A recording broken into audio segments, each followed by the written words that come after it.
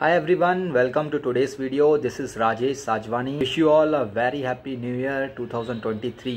और आज के वीडियो में मैं आपसे बात करूंगा service based versus product based companies की। सो अगर आपके पास भी मल्टीपल कंपनीज़ के ऑफर लेटर हैं जिसमें से कुछ सर्विस बेस्ड के हैं और कुछ प्रोडक्ट बेस्ड के, और आप कंफ्यूज हैं कि कौन सी कंपनी आपको बेटर फैसिलिटी देगी और बेटर जॉब सिक्योरिटी देगी, स्पेशली इस रिसेशन और ले ऑफ के टाइम, तो इन सब पे बात करूंगा आज के वीडियो में। प्लस आप इस रिसेशन और ले ऑफ को कैसे हैंडल कर सकते हैं, इस पर मैंने एक वीडियो बनाया है। सो आप इस वीडियो को चेक कर सकते हैं। इसका लिंक आपको ऊपर आई बटन पे और नीचे डिस्क्रिप्शन बॉक्स में मिल जाएगा। So let's begin the video. So पहले बात करता हूँ कि प्रोडक्ट बेस्ड और सर्विस बेस्ड कंपनी होती क्या है। इसी प्रोडक्ट बेस्ड कंपनी वो होती है जिसका एक प्रोडक्ट होता है और वो अपने प्रोडक्ट को सेल करके ही रेवेन्यू जनरेट करती है। सो इनको प्रोडक्ट बेस्ड कंपनी कहते हैं। यहाँ प्रोडक्ट इज अ किंग। सब कुछ यहाँ प्रोडक्ट पे डिपेंड करता है कि आपका प्रोडक्ट कैसा सेल हो रहा है।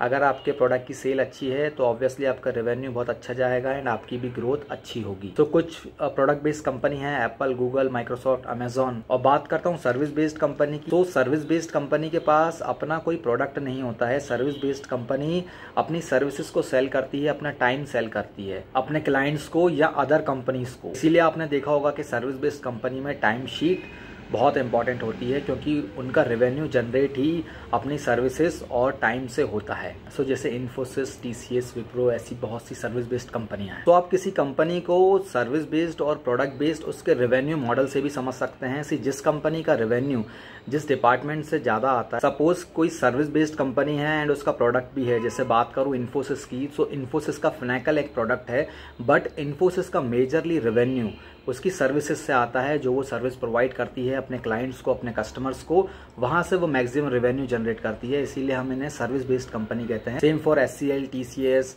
और बहुत सी कंपनियां हैं। प्रोडक्ट बेस्ड कंपनी भी सपोर्ट और सर्विस प्रोवाइड करती हैं, बट उनका मेजर रेवेन्यू एक प्रोडक्ट की सेल से आता है, इसीलिए उसे हम प्रोडक्ट बेस्ड कंपनी कहते हैं। तो अब मैं आपसे कुछ पॉइंट्स डिस्कस करूंगा जिससे आप इजीली समझ सकते हैं विच वन इज बेटर। बात करता हूँ ग्रोथ की। सो दोनों टाइप की कंपनीज में से कौन सी कंपनी ज्यादा ग्रोथ प्रोवाइड कर सकती है। Growth in terms of everything like money, skill, position. So बात करूँ मनी वाइज की, सैलरी की, तो सैलरी वाइज आपको प्रोडक्ट बेस्ड कंपनी ज्यादा पैकेजेस दे सकती है, स्पेशली अगर आप फ्रेशर हैं तो फ्रेशर के लिए ये डिफरेंस और भी ज्यादा होता है। और अगर आप एक्सपीरियंस्ड हैं तो वाइल ज्वाइनिंग आप दोनों से बराबर पैकेज ले सकते हैं, बट जो आपको हाइक मिलेगा, सैलरी हाइक मिलेगा, वो आपको प्रोडक्ट बेस्ड कंपनी में ज्यादा मिलेगा। एंड बात करता हूँ स्किल की। सो प्रोडक्ट बेस्ड कंपनी में आपको स्किल ग्रो करने के चांसेस ज्यादा मिलेंगे, as product based company latest technologies पे वर्क करती है। वहाँ पे आपको डेवलपमेंट वर्क का चांसेस बहुत ज्यादा रहता है। डेवलपमेंट सर्विस बेस्ड कंपनी में भी होता है, बट अगर आप फ्रेशर हैं तो टोटली ये आपके लक के ऊपर है कि आप कौन सा प्रोजेक्ट ज्वाइन करने वाले हैं, किस टेक्नोलॉजी पे, किस डोमेन पे आपको वर्क मिलने वाला है। और सपोर्ट प्रोजेक्ट भी दोनों कंपनीज में होते हैं, सर्विस बेस्ड में भी होते हैं और प्रोडक्ट बेस्ड में भी होते हैं। बात करता हूँ पोजीशन की, प्रमोशंस की।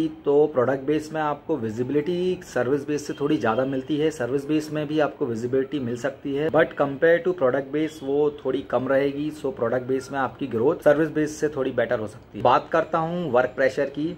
सो वर्क प्रेशर तो टोटली आपके प्रोजेक्ट और टीम पे डिपेंड करता है कि आपका किस टाइप का प्रोजेक्ट है, उसकी रिक्वायरमेंट क्या है, उसकी डिलीवरी रोड मैप्स क्या हैं। तो इन सब चीजों पे आपका वर्क प्रेशर डिपेंड करता है। प्रोडक्ट बेस्ड कंपनी में भी आपको वर्क प्रेशर मिल सकता है और सर्विस बेस्ड कंपनी में भी आपको वर्क प्रेशर मिल सकता है। सो जैसे एक कंपनी के दो एम्प्लॉयज का फीडबैक सेम नहीं हो सकता। किसी एक एम्प्लॉय के लिए वहाँ पे इन्वायरमेंट बहुत कूल है, पॉजिटिव इन्वायरमेंट है और वर्क प्रेशर बिल्कुल नहीं है। सेम कंपनी से सेकंड एम्प्लॉय के लिए बहुत ज्यादा वर्क प्रेशर है। तो अगर आप ऑनलाइन रिव्यू चेक करेंगे अपनी करंट कंपनी के ही, तो खुद आप उससे एग्री नहीं होंगे, क्योंकि आपके प्रोजेक्ट पे सारी चीजें डिपेंड कर रही हैं। बात करता हूँ फ्लेक्सिबिलिटी की। सो यहाँ फ्लेक्सिबिलिटी आपको सर्विस बेस्ड कंपनी थोड़ी ज़्यादा देती है। सपोज आपको प्रोजेक्ट चेंज करना है, टीम चेंज करनी है, डोमेन चेंज करना है, तो ये सब फैसिलिटीज़ आपको सर्विस बेस्ड कंपनी में इजीली मिलती हैं। प्रोडक्ट बेस्ड कंपनी में प्रोजेक्ट चेंज करना, टीम चेंज करना थोड़ा टफ होता है। तो यहाँ ये फैसिलिटी आपको सर्विस बेस्ड में अच्छी मिलती है। बात करता हूँ रिलेटेड वर्किंग आवर की। तो वर्किंग आवर्स की फ्लेक्सिबिलिटी आपको प्रोडक्ट बेस्ड में अच्छी मिलती है, क्योंकि प्रोडक्ट बेस्ड में अगर आपके प्रोजेक्ट में ज़्यादा काम है तो आप 9 की जगह 10 घंटे भी काम कर सकते हैं, और अगर किसी दिन आपको काम कम है तो आप 9 की जगह 8 घंटे भी काम करके निकल सकते हैं। बट कुछ सर्विस बेस्ड कंपनी में ऐसा नहीं होता, वहाँ पे रिस्ट्रिक्टेड आपको वर्किंग आवर कंप्लीट करने होंगे। Doesn't matter you are on the bench और you are on the beach, मतलब आप बिलेबल हो या बिलेबल नहीं हो, दोनों ही कंडीशन में आपको आपके वर्किंग आवर्स कंप्लीट करने हैं, 9 आवर्स आपको कंपनी को देना है। तो यहाँ ये आपको फ्लेक्सिबिलिटी प्रोडक्ट बेस्ड कंपनी में अच्छी मिलती है। तो बात करता हूँ सैलरी की। तो जैसे पहले मैंने मेंशन किया कि सैलरी आपको प्रोडक्ट बेस्ड कंपनी में ज़्यादा मिलेगी।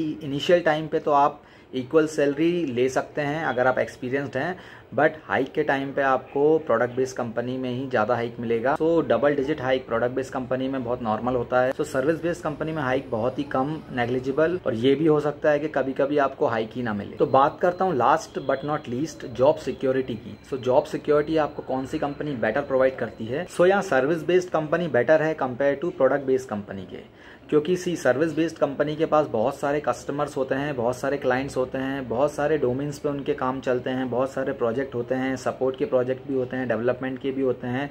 तो अगर ऐसा कुछ जॉब सिक्योरिटी का इशू होता है और अगर किसी क्लाइंट से उन्हें कम काम मिलता है तो वो आपको किसी अदर क्लाइंट के पास शिफ्ट कर सकते हैं, आपको किसी दूसरे डोमेन में शिफ्ट कर सकते हैं। प्रोडक्ट बेस्ड कंपनी में प्रोडक्ट किंग होता है, वहां पर अगर वो प्रोडक्ट फेल हो जाता है देन सीधा इम्पैक्ट कंपनी के रेवेन्यू पे आता है, क्योंकि टोटली वो उसी प्रोडक्ट पे डिपेंड है। Product based company mass hiring नहीं करती है, प्रोडक्ट बेस्ड कंपनी बहुत लिमिटेड हायरिंग करती है। जितनी उन्हें रिक्वायरमेंट होती है उस प्रोजेक्ट के लिए, उस प्रोडक्ट के लिए, वो उतने ही एम्प्लॉय को रिक्रूट करते हैं। और अगर ऐसा कुछ प्रोडक्ट फेल हो जाता है सो वहाँ आपकी जॉब सिक्योरिटी थोड़ी कम हो जाती है। इसी प्रोडक्ट बेस्ड कंपनी में भी बहुत सारे लेवल की कंपनियां होती हैं, तो ये डिपेंड करता है कि आप किस कंपनी को ज्वाइन कर रहे हैं। अगर आप स्टार्टअप को ज्वाइन कर रहे हैं या मिड लेवल कंपनी को ज्वाइन कर रहे हैं, तो कुछ कंपनी में 300 एम्प्लॉय होते हैं, किसी में 300 से कम एम्प्लॉय होते हैं, तो वहां पे आपकी जॉब सिक्योरिटी और ज्यादा कम है। तो यहाँ सर्विस बेस्ड कंपनी थोड़ी बेटर है। तो अब बात करता हूँ कंक्लूजन की, कि कंक्लूजन क्या है, विच वन इज बेटर। सो देखिए, ये टोटल आप पे डिपेंड करता है कि किस कंपनी में आप ज्यादा सेटिस्फाई हैं, कहाँ आपको पीस मिल रहा है, कहाँ आपको पॉजिटिव एनवायरमेंट मिल रहा है। स्टार्टिंग में करियर के इनिशियल टाइम में आपको इतना ज्यादा फर्क नहीं पड़ेगा, बट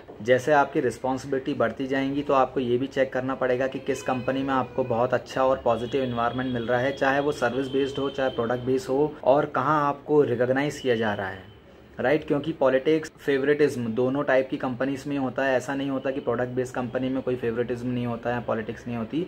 तो ये दोनों टाइप की कंपनीज में ही कॉमन है, बट कहाँ आपको ज़्यादा सेटिस्फैक्शन मिल रहा है, कहाँ आप अपने आप को ग्रो कर पा रहे हैं। सो प्रोडक्ट बेस्ड कंपनी में भी अगर आपकी टीम में 3-4 बंदों ने मिलके कोई प्रोडक्ट रेडी किया है और वो प्रोडक्ट बहुत अच्छा चल रहा है, बट आपका नाम कहीं नहीं आ रहा, आपको रिकॉग्नाइज नहीं किया जा रहा, तो वो प्रोडक्ट बेस्ड कंपनी आपके किस काम की, आप उसमें कब तक काम करते रहेंगे। सो आप जो काम कर रहे हैं वहाँ आपको सेटिस्फेक्शन नहीं मिल रहा है, या सामने वाला आपके वर्क से सेटिस्फाई नहीं है, तो ऐसी प्रोडक्ट बेस्ड कंपनी किस काम की। और same for service based company, अगर ऐसा ही सर्विस बेस्ड कंपनी में हो रहा है तो वहाँ भी आपकी जॉब सिक्योरिटी किस काम की।